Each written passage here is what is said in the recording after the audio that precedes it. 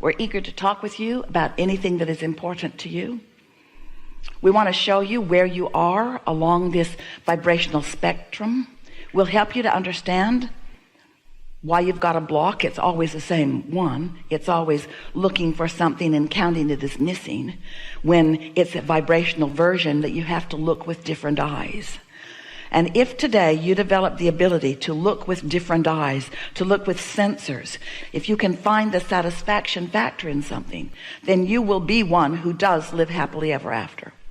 Because as sure as anything, as sure as you sift and sort and you know what you don't want and you know what you do want, and there it is gestating in your vortex of creation, and you've been meditating and you've been tuning in and you're feeling good and you're in love with this and that and this and that, and you are what others say a very positive person because you're looking for things that feel good and you're getting really good at doing that, and you're more optimistic and less pessimistic and you're feeling good. And as those thoughts begin turning to things, then boom, here's the manifestation of what you ask for. You ask, and now it's there for you to see, for you to experience, for you to sleep with, for you to drive, for you to spend, for you to have all of those delicious tactile experiences with. You've got it, you've done it, you've created it, good for you. And then you stand not only as the recipient of whatever it was, but with another set of contrasting experiences causing you to give birth to another rocket of desire. So that gap will always be there because you are an eternal being. You are eternal, which means life is going to continue to cause you to be vibrational and catch up with it, and then be vibrational and catch up with it, and be vibrational and then turn the vibration into the tangible, and then be vibrational and turn the vibration into tangible. To be vibrational and then turn the vibration into tangible. And every step along that way, you can have satisfaction. Because the only time that you do not feel satisfaction is when you are in resistance to what you're asking for. Esther has been having a wonderful time. She's been in Southern California for a few weeks now, and she's been enjoying everything about it. And the other day she said to someone who she's been playing with, "No, there's some things I really want to do today." "What? You'd rather work than play?" Yeah, today. Because she began realizing that when she's been asking for things and then not letting herself go to them, she's creating a sort of unnecessary tension. That's what we mean that you mean when you say, "I want to be true to myself." When I've launched a rocket of desire, when I intend to do something and I do other than it, there's an unnecessary contrast in the energy which feels like dissatisfaction, not satisfaction. And so we want to help you to understand, because so often as humans you've been measuring the rights and wrongs of your life and others by what's out here in this manifested environment. And we want you to leave that aside for a little while and trust that that manifested environment is what's caused you to create more into this vortex. But once you've done step one, and you have, then you can leave that manifested environment aside for a little bit and reach for your satisfaction factor vibrationally. And as you do that, it's sort of like watching your children behaving on a subject in a way that you believe is not good for them. And it is causing you discomfort as you observe it. So you jump right into the middle of it and you lay down a new rule, or you reiterate an old rule, and they continue to ignore you as they've been doing for much of their life.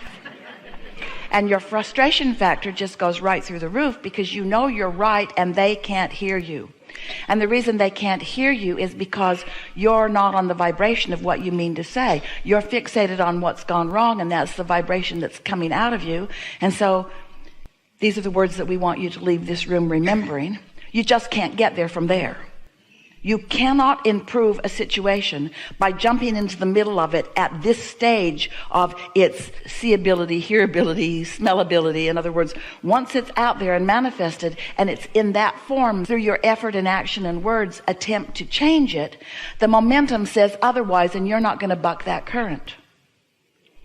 But if you could, for example, meditate for 15 or 20 minutes on a regular basis, and let's say you've done that for a week, it's about all it takes, and you've found that centered place where you've actually quieted your mind, so there's no contradiction to what you desire going on within you, at least not right now. And you're able to stay there in that detached and quieted place because your inner being knows everything that you intend, everything that you want, certainly everything that has to do with those others that you love. So in that quieted place, since your inner being knows everything that you really want, then you begin to feel the momentum toward what you want. The true solution begin to come forth within you.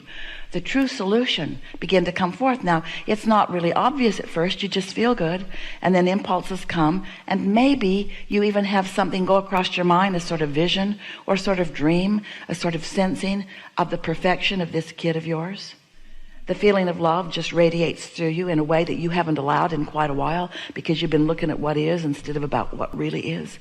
And now you found that centered place, and now the momentum is flowing, and now thoughts are turning to things, and you're being guided from your tuned in, tapped in, turned on position. And now law of attraction brings you to the perfect moment, because you are in a state of reception. You are totally in the receiving mode, and when you are totally in the receiving mode, law of attraction will not rendezvous you with your kid who's not in the receiving mode. You can walk in and bang on his door and demand that you have a conference with him, but it's not likely that either one of you will be in the receiving mode under those conditions.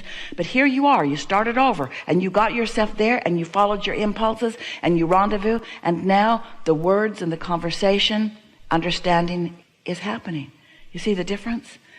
And everything is that way. You've got to start over, get in the receiving mode, and rebuild your path. It doesn't take a long time. We're talking about 15 minutes a day for a little while.